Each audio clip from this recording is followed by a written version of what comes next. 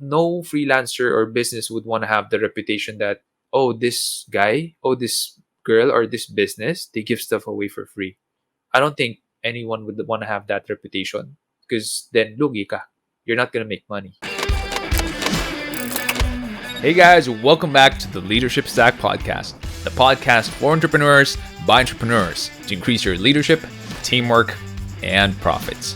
This is your host, Sean C., aka Mr. CEO at 22.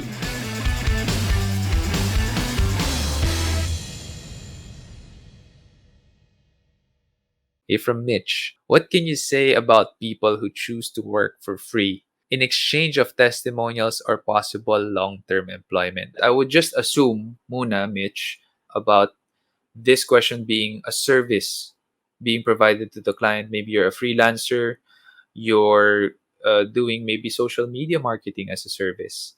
So I'll answer it from that perspective. And I think that if you want to work for free in exchange for the testimonial, that would entirely depend on how well you can provide for yourself and or your family if you're a family person, or if you have responsibilities in paying some of the stuff at home. I would say if the testimonial comes from a very big personality or a very big company, worth a shot. But if it's just going to come from some unknown person or not well known person, I don't think that's a good trade. So it would depend on who will give you the testimonial.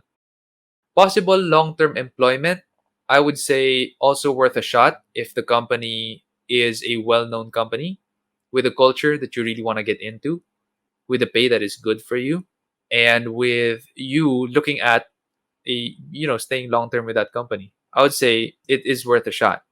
Otherwise, it's going to be a no.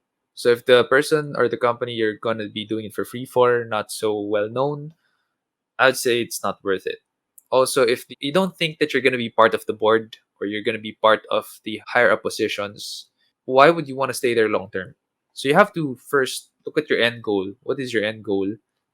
Before you give anything for free, you have to check it out first, because you might end up always having to do that. And no freelancer or business would want to have the reputation that, oh, this guy, oh, this girl, or this business, they give stuff away for free. I don't think anyone would want to have that reputation because then lugi ka. You're not going to make money, right? So that's what I think about it. Next question from Mitch. Do you think that is enough measure of a person's hunger to succeed in the career they want to pursue or enter? Have you accepted people like this in any of your business? So I think this is pertaining to her previous question. Well, it actually depends on the person's motivation as well. Like, for instance, with what also Sean mentioned earlier, like, diba, when you also like do on the job training, and then the employer will see how you work, and then there's a possibility for you to be hired for long-term employment. So that's actually good. Yeah, do you think that that is enough measure of a person's hunger to succeed? So yun naiisip ko rin, parang to those people who want to be mentored, like let's say by Sean, 'di ba? So it really depends on the person if he or she wants to learn as well. I haven't had that experience yet, but there's definitely plus points for them if they would say they'd work for free for X number of days, weeks, or months. And the reason why they're going to be doing that is they want to join the team. Definitely plus points because I could see determination there. One of our core values is challenger. That's a core value that's all about going the extra mile, doing the hard thing. So, check na sila doon. They're check already with that core values, which is a big deal. But I don't think that's enough measure of a person's hunger. I don't think so. Because I have had a lot of experience where people, well, they didn't do that, but they would promise a lot during the interview and they look like they're very hungry. But when you hire them and they get the job, their hunger just dissipates. Nawawala. Parang nabusog sila bigla.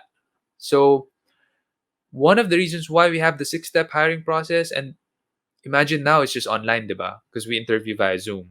Before, they would have to keep on going to our office 6 times because we asked them to go home each time. So the fact that they would go back to the office each time tells us about their desire and hunger to really be part of the team and how much this job matters to them. That for me is skin in the game. Kasi wala pa silang sweldo, wala pa silang bayad, nakailang commute na sila pabalik sa office namin. And yung iba galing pang Cavite or Laguna. Malayo talaga. So that for me is a better calibration on how to check someone's hunger. If there's someone who would do that, plus points to them. But that's not the end all. I still have to check a lot of things about them. Sean, are they interns? You consider them as interns? I would probably consider those people as interns if they're going to be working for free. If they're not interns, I have to hire them as probationary employees. Otherwise, it's illegal. So do you recommend that also first to people like trying internship to the company that they want to be hired from? If the company is accepting internship or you're gutsy enough to do a move like that, but you know you're able to sustain yourself, because there's skin in the game, right? But if the company doesn't have integrity and pinatrabaho ka lang nila for a prolonged period of time as free labor, that's gonna hurt, right? I mean, you're gonna feel betrayed doing that prolonged period of time. So you have to check the integrity of the company as well.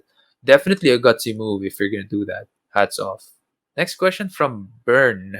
Have you tried cold calling to look for clients when you're starting out? And do you do it today? I have not tried cold calling. Cold messaging, cold emailing. Yeah, I have tried cold emailing, but not cold calling. How about you, JM? No. I know Yeah, I that. Yeah, I know it's good hustle, no? It's good hustle for some people to do cold calls out of the blue. Steve Jobs has done it. If you read his biography, Elon Musk has done it. But then again, before, di pa ganun kasikat ang email, talagang cold call lang meron sila.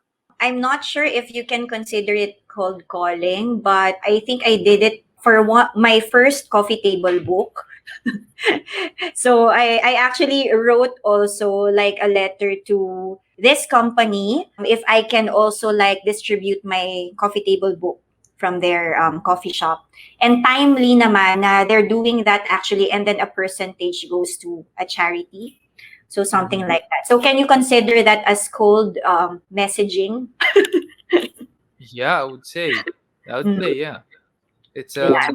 it's a gutsy move. The reason why cold calling for us is not that effective and why I've never done it is SEO kasi is not something that you buy usually. Eh. Especially when I was starting out, a lot of companies didn't know and didn't care about what SEO was. So cold calling them would be generally a waste of time and effort. So I didn't do it that way. We did rank for keywords that are super important for us, such as SEO Philippines, SEO services, SEO company. And that worked out a lot better because people and companies who were looking to get us, na alam na nila na SEO kailangan nila, gusto nila, they would type in those keywords, go in our website, and we'd set a deal. And even then, getting those calls in, getting those people in who are already interested, that takes a lot of time and work pa. So me working on cold calls doesn't really make sense. I would rather just put that time and effort on working on closing the deals I have already in the pipeline who are inbound rather than doing outbound calls and messaging. So you can say that it depends talaga, no, Sean? Yeah. Like, I also know this entrepreneur and he was also writing a book. And he actually did this also, and he was able to interview key people for his book. So yeah, it really depends also. It really depends. It really depends. I mean, for me, asking you to join me here as a co-host, that was like cold messaging. I know we're friends and we know each other, right? But out of the blue, I messaged you that way. I'm not trying to sell you anything though, but if you just want to bridge better a relationship, cold call, cold messaging works. I agree. That is the last question. JM, thank you Wow. so much for being here. No, thank you very much, Sean, and everyone. In terms of business and entrepreneurship, it's so important for you to be a learner. Keep Mm. on learning through other people, have a mentor, and do your own research and study as well. And just like what Sean also mentioned, go for it. Well, guys, that is a wrap. Keep leading. Oh, hey, and since you're here, can you do me a favor? Can you hit on the subscribe button and hit the bell button and select all notifications so that whenever we have a new video, you're going to be the first one to know. Until then, keep leading.